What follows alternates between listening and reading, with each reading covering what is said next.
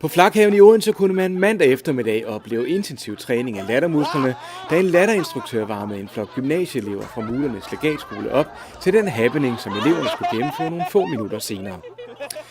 Her blev de handlende overrasket af elevernes såkaldte flashmob, hvor de unge faldt ind i gadebilledet for pludseligt at bryde ud i latter og tage røde næser på.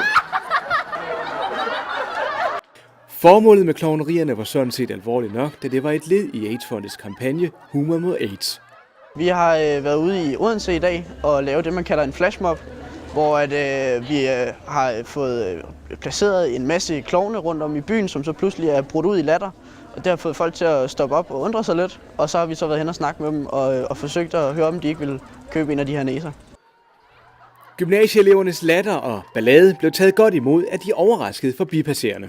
Jeg synes, det er vildt fedt og sjovt og en rigtig god måde at gøre det på. Altså, det er jo humor.